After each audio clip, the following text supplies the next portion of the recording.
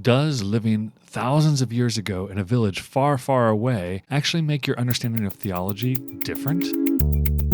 In this week's episode, we're going to be talking to Doctors Libby Backfish and Cynthia Shafer-Elliott, archaeologist and theologian, working together to think about grounded theology, what they call that working from the village into the thinking of Israel more widely. We're going to talk about their book, Grounded Theology, and all the various ways in which being an agrarian subsistence farmer in the ancient Near East makes a difference. Now, please like and subscribe, or like and subscribe. And of course, if you want to give, you can reach us at thebiblicalmind.org/give or hebraicthought.org/give.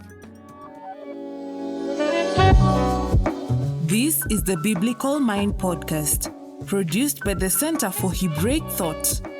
Honest 5-star reviews help others find this podcast. Visit the magazine at thebiblicalmind.org for articles and videos that explore the deep structures of Scripture. Yeah, so we were hoping that this textbook would really connect the dots and bridge the historical context and the theology. Because what we were finding is, as much as we try to emphasize both to our students, they would literally come out of Cynthia's Hebrew Bible World class into my theology class the next semester. And it's like their brains were trying to switch gears to the point where they were forgetting everything they had, learned in Cynthia's class and forgetting to apply it to, what did Israel really believe about God? So we thought putting it in one textbook would really help model that and kind of shape their brains to do the same. And the title, Grounded, I think I know exactly what you mean, but what make sure that I do. What do you mean by grounded theology? We didn't want their theologizing to be something that was happening apart from the real world, the real ground that the people were walking on and living in and giving birth on and working in. So we just wanted to make sure that those two things weren't separate. Yeah, and Cynthia, it makes us ask the instant question: are people doing grounded theology in the 21st century, or did we free ourselves? Are we floating now, as it were? That's a good question. I think the reason why we did this book was because people aren't doing it. That we're so good at compartmentalizing the way we view the world today, and then the way we view, ancient worlds, and particularly in this context, ancient Israel. And, Libby and I had so many conversations about trying to connect these dots for not just our students, but because we both do a lot of public scholarship, and Libby's a theologian in residence at her church, and just trying to connect all these dots for people who were having a hard time connecting it, trying to understand Israel's theologies and how that impacts the way we view God and the nature of God and our relationship to God. But then forgetting that the Hebrew Bible is in its own particular context and not making those connections. So we're hoping that our book will help make those connections and help people understand that a lot of the theologies that we're thinking heavily about, and we should be, are really connected and rooted in Israel's own particular historical and cultural contexts. Yeah, I feel like, as somebody who's been teaching in higher education over the last 25 years, we've seen the cultural shifts, especially when it comes to children who were not raised on internet to kids who were raised on internet, and now kids who are raised on screens specifically. And so the material life that we grow up in seems to be in high contrast for us now. I have to say in class now, when I was in college 30 years ago, this is the kinds of things we did and talk. I bring in a syllabus from a class on archaeology, actually, Archaeology of Missouri, that I took in college. It's one page, single-sided, there's nothing on the back. And it's the whole syllabus for the whole semester. And I was like, this was actually not an unusual syllabus to get. So things have changed. And so I think that kind of gives us a sense that we, as different as my world is from my students' world now, how much more so the Iron Age or Bronze Age or classical period of Israel and Judea. Um, and Libby, I want to put that question back to you. Do you feel like there's a sense that we are doing floating theology, that we've left the ground today and we are now free to get into the true theological realm? Yeah, I think, and I don't want to blame the Enlightenment for everything, but I think that separation between Germans, this is Germans. But that separation where theology is the realm of the church, historical and exegetical things are the realm of the university, I think that we've inherited that too much. And then even my students who want to get back on the ground with real historical backgrounds, you mentioned how their experience is different from ours. They're going to YouTube. Because they're desperate for good stuff, right? And I'm sure some of the stuff on YouTube is good, but some of it's not. And so, we wanted to kind of satisfy their urge for real historical background with expertise from people like Cynthia.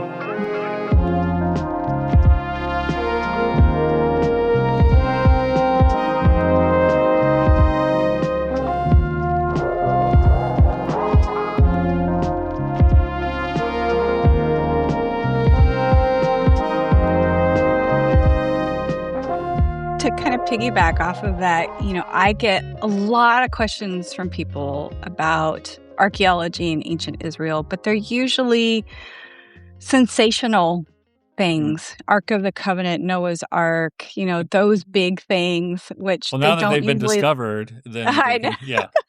And they don't, they really don't want my real answer. They want the answer that's going to confirm their preconceived notions or what they saw on the Discovery Channel or something, going back to Libby's point about content.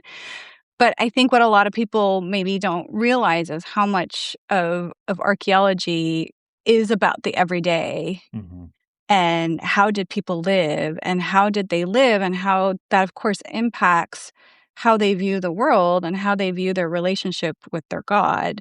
And so if we could help shift that focus like we did within the book as far as looking at things that would have, been topics that would have been of great concern to your average ancient Israelite. Yeah, so let's go down to the ground. You specialize in household archaeology, Cynthia. And so, put us in a room on a square. Like, what are you finding that helps us understand this grounded theology that actually would illuminate things that maybe we hadn't thought about before? Right. Well, shifting our attention to the house where daily life occurred, I think, is that first step. I mean, of course, we're historically so-called biblical archaeology has always been interested in the battlefields and the temples and the palaces and the gates, but that's not where the stage of daily life occurs. It occurs even still today in our homes. So shifting that focus to the house, the people who lived in that house, the household members, and the artifacts within it and how that space was used. And so when we conduct household archaeology, when we're actually doing the excavating, we pay a lot of attention to where artifacts are, like their space, where they're located, their find spots, if you will. And so then we document where those artifacts are and where they are in relation to the rest of the house and to other artifacts and features. So features would be things that are immovable, like, ovens and pillars and things like that. So we're looking at that spatial relationship between the artifacts and the house and the features, which then can help us determine what type of activities occurred in those spaces. So if we have a cluster of loom weights next to a wall of a house, we know that there was once a loom there, and a loom and the weights that were on it were used to weave things into, fabric, wool into strands of wool into, rugs and clothes and things like that. So we can get an idea that activity of weaving took place in this room. But one of the things that's really interesting, I think, for the modern mind to kind of recalibrate is that we're so used to having houses that have a specific function in a particular room. So of course it depends on the size of your house, but some people have a a library, a study, an office, if you will. Or some people, if they're really into crafts, they have a craft room or a kid room or something like that. That would not have been the case with them. Everything would have been, they didn't have, the houses weren't that big. They had to, the space was very utilitarian. So we find activities related to all sorts of activities in one room. So you could find the loom weights. You could also find a cooking oven. You could also find artifacts related to household religion. And that's another thing that surprises people is, wait a minute, they worshipped at home? And go, Right. yeah, they did.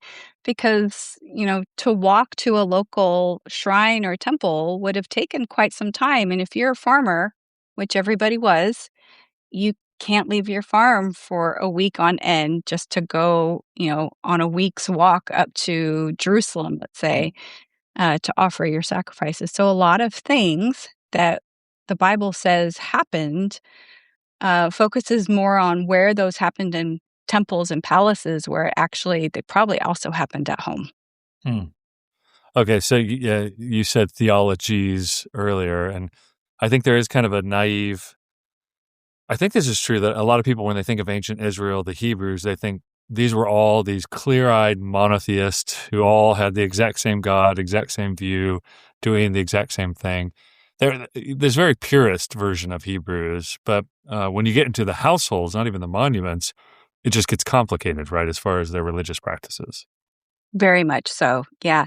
And I think that's one thing that if people read the Hebrew Bible, it's not just about the archaeology, but if you read the Hebrew Bible, I know it's hard, but if you can get, past Leviticus and Numbers, I think you'll do all right. But where you see, Israel was supposed to, according to our biblical authors and editors, was supposed to worship, Yahweh alone. But to answer that question, did they do a very good job at that? No, they didn't. And the biblical text even tells us that they didn't. They were supposed to, but they didn't. And then archaeology also supports that view, that we do have in households, we do have proof of religious rituals being conducted. And we think because of some of these figurines that were in place that we think were probably household, what we might call today idols, were representations of these different possible theories, that they are representations of these different deities that they worshipped.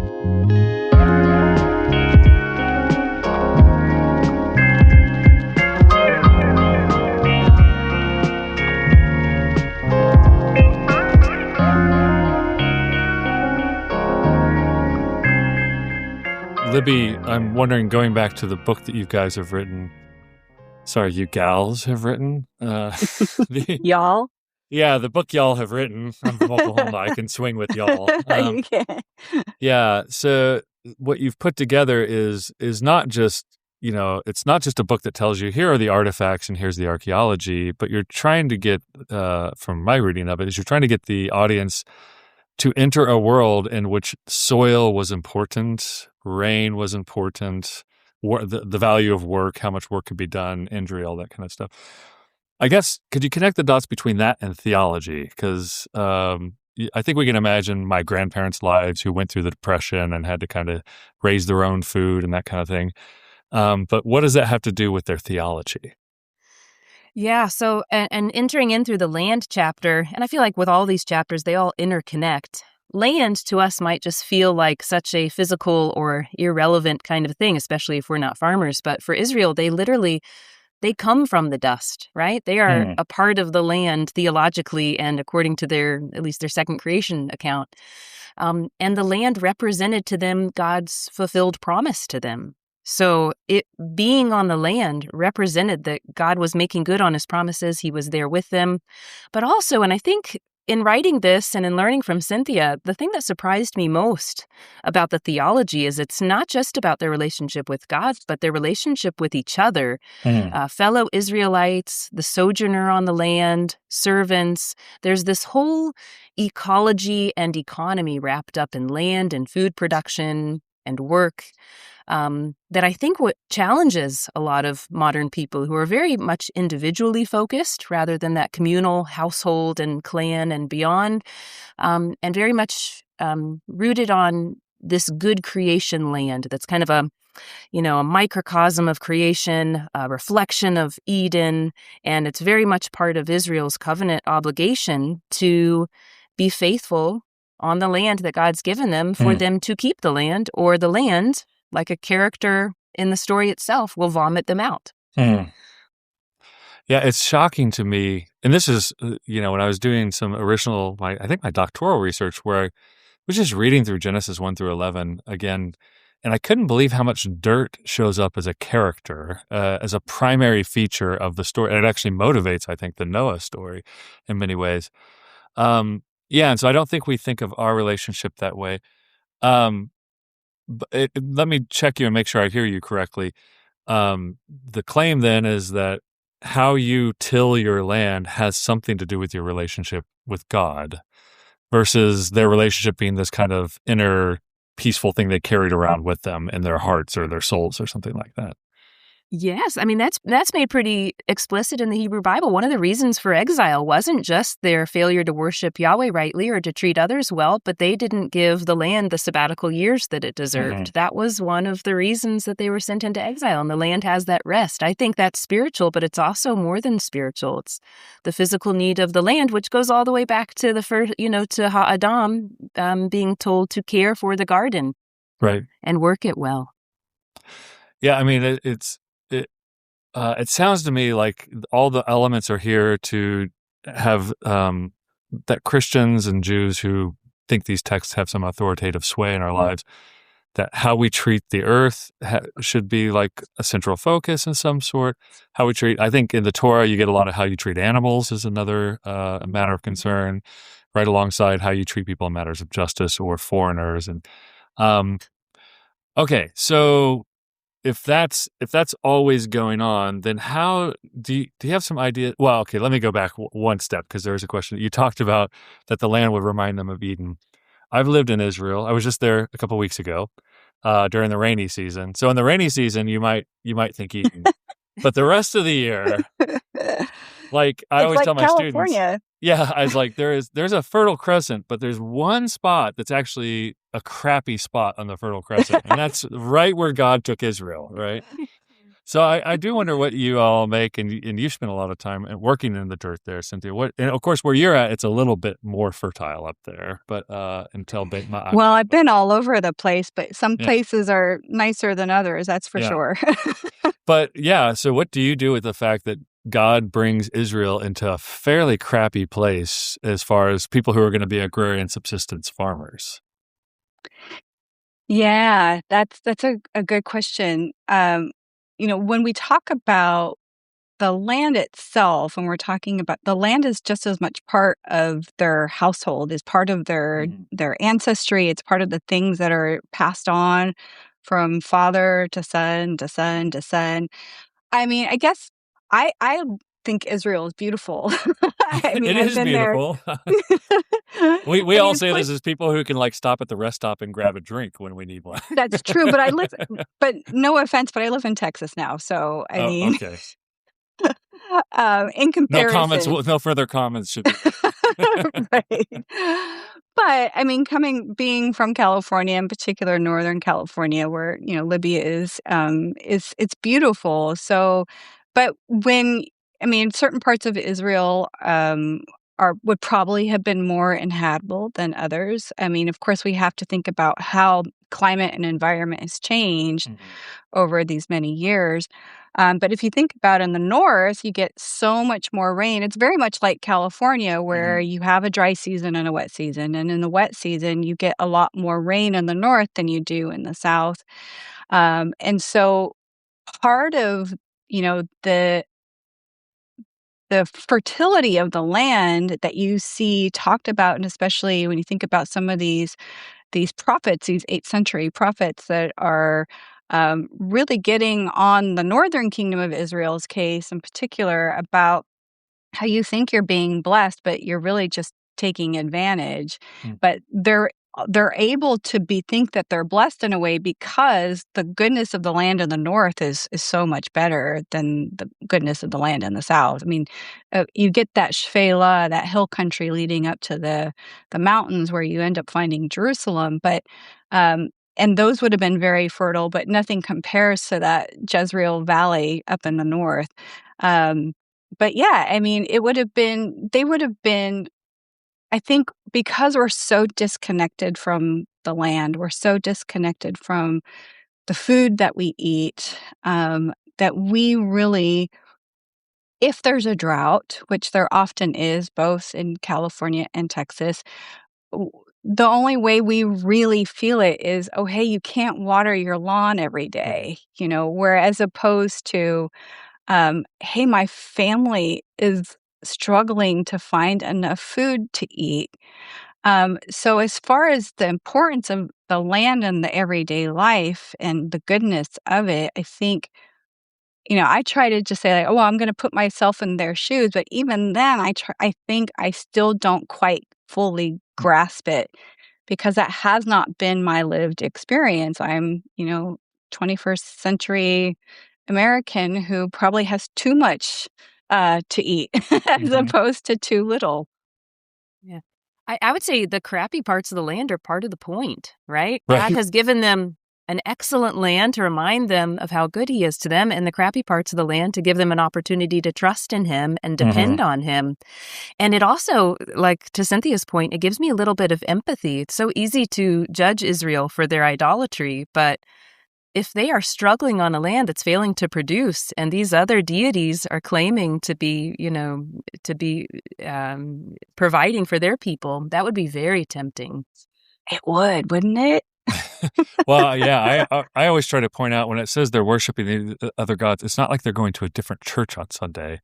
Right. It's they're turning in desperation, right? And it's not like Baal is the god of fire; he's the god of water and rain. So they're specifically tied to the very things they want. And I always wonder if there's also, you move into a land. I just moved to Michigan 2 years ago. I talked to a lot of locals about, hey, is the winter like this? What should I expect for the summer? Like, local knowledge also feeds in. If the locals are all saying, you can play with Yahweh all you want, but this Baal guy's got it going on, I think I would be tempted to listen as well. Yeah. How much do you think in the Hebrew Bible, I mean, there's always going to be this cult, like you said, we live in 21st century opulence. Our broke college students live better than any European king ever did. So how do we cross that gap besides just learning about it? I wonder, how do you, conceptualize a world in which somebody only knows working very hard for very long periods of time, constantly tending in order to eke calories out of the ground? That seems like a very privileged perspective into what it means to be one of God's people settled in this land. Do you have a cheat code on how to get the rest of us there without having to do any of the work or suffer from any of the malnutrition? I would say, short of time travel, I think listening to people who are in analogous situations today might be a really helpful way to empathize. Even though as you said, our broke college students are still richer than ancient Near Eastern kings, there are people who are struggling in similar ways, and to really listen to them, I think, will help us get closer to that grounded theology. Yeah, I teach pastors in Western Kenya, or I did for many years. And I remember them trying to get me to explain the agrarian parables to them. And I was like, wait, aren't you guys all farmers? Don't your crops fail sometimes? Like, you explain to me what's going on here, right? Yeah. Right. And then they started voicing some very basic issues. My mind was being successively blown by what they said. So it is a great way that we can listen to the majority world church, though, where they can really teach us how to read Scripture more faithfully. Right. I'm interested also in that gap where you said students would take a class with you, Cynthia, and then they, a semester or two later, I've experienced this many times. It's like their brains get wiped on the way out the door or something. And they swear they've never been taught about a footnote in their entire life. And I had to go back to the English professors and go, are you teaching these kids about footnotes? So I wonder what you attribute that to, that lack of being able to connect those two things, because you both are in presumably liberal arts-ish colleges that preserve the idea of a general education. So what do you think is going on there? Yeah, I mean, I don't know if the sequence of classwork of the courses is an issue or not. I don't think so, but I think a lot of the times students come into the classroom. Well, first of all, we can't assume anymore that people have any kind of basic knowledge about the Bible. Yeah. I think we're in a post-Christian environment where we can no longer assume that there's a common denominator of basic knowledge, whether it's, regardless of what someone says that identifies in their faith journey. So one, when we get into the classroom, they all have to take, a basic intro course before they can take some of these upper division classes that we offer. And so you hope that they come in with some sort of foundation that we can then build on that. But so one, I think we have to remember that we're not in that kind of environment where we can assume prior knowledge. But then also, those that have prior knowledge, it mostly comes from their pastors preaching on Sundays, who very rarely these days do pastors preach, from the Hebrew Bible, and my husband's a pastor. I can really, empathize with this, is that you have such a short amount of time to give, a message, an encouraging message that they can take throughout the week. And so a lot of churches no longer do Christian education. And so, they come into these classes with, very limited knowledge. And some of the knowledge they do have is, like Libby said earlier, from YouTube or, Discovery Channel or something like that. And so it's often quite flawed. So not only are we trying to build on that, but we're also trying to kind of backtrack with some of this stuff that they've learned. But as far as, connecting those dots between the two classes, I don't know. I think part of that compartmentalizing, happens still quite a bit. I don't think they can see that connection between the historical cultural context and the theologies. And so it may not be obvious to them like it is obvious to us, but then we get that privilege to be able to get in there and show that connection to them, which is, one reason why, this book was really Libby's idea. So it should really, I think, came out of a lived experience between her in the classroom and me in the classroom as well. What do you think, Libby? Yeah, I would just add that I think our contexts are so strong and the voices we hear are so much louder than what we hear in the classroom. Yeah. And so even though the students who love Cynthia's class and they hang on her every word and they ace the class, it's just there are a lot of other voices competing. So if you take, for example, the idea of law, it has been ingrained in so many people's brain that biblical law is just like modern legislation, or that biblical law is somehow opposed to grace.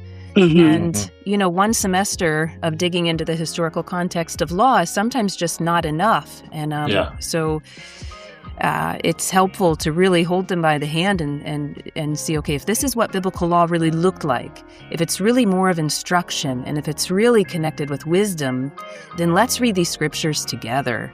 Set aside what you think about modern legislation and think about how they would have understood it and then how it connects to our lives. I feel like sometimes, too, maybe when we teach the historical context, if we're not connecting to their lives, it's easier for them to forget it. Like anything in life, if you don't have anything for it to hang on or to change you or challenge you in some way. So, okay, let's dig into the history, but let's connect it to your life so it's going to stick.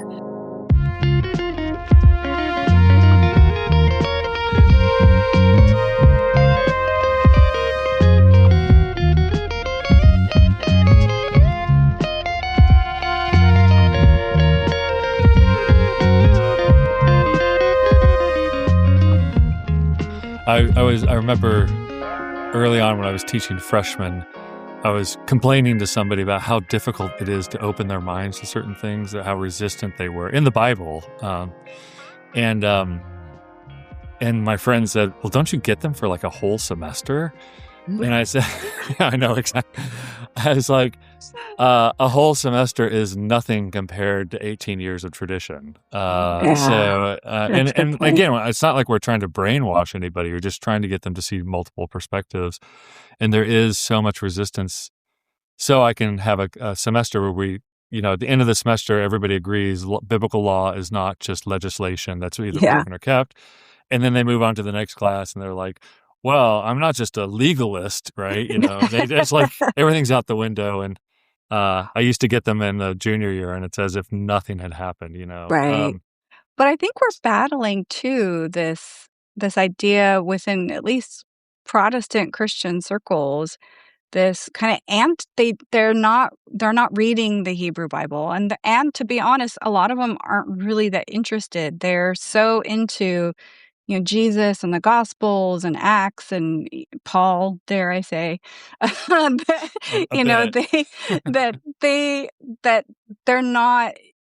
We have to fight against this kind of, okay, they've been taught, and sometimes they've been taught that, oh, you don't need that anymore. Mm-hmm.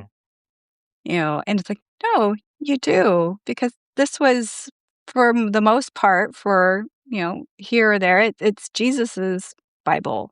And if you do truly want to understand Jesus and Jesus's teachings, you have to have an understanding of the Hebrew Bible. Yeah, I have so many tricks that I play on them. Like, who said love your neighbors yourself? Jesus, like, nope, wrong. But you almost have to do that to shake them awake, right? You have to play like Nietzsche's madman running around going, God is dead. Okay, now let's talk about God. Yeah. Excellent. Okay, the name of the book is Grounded Theology. I'm snowed in, so I don't have the book in front of me. Otherwise, I would be holding it up right now. Yes, thank you very much. And can you read the subtitle, or do you know the subtitle by heart? I never memorized the subtitle, but Grounded Theology in the Hebrew Bible, Exploring the Cultural Context that Formed Ancient Israel. That's the whole title. And who's that? Is it with Zondervan or Baker? Baker. It's Baker, yeah, because I've seen it in the Baker. Sorry, Brandy. I knew it was Baker. Our books released at the same time, Drew. We were in the same book together. I know. That's actually the only reason I know it's from Baker. I corrected myself quickly. Well, Libby and Cynthia, thank you very much for your wisdom. Thanks for having us, Drew. It's been a pleasure. You've been listening to the Biblical Mind podcast, exploring the deep structures of Christian scripture. For more, visit the magazine at thebiblicalmind.org. Subscribe to this podcast at all the usual places so you never miss an episode.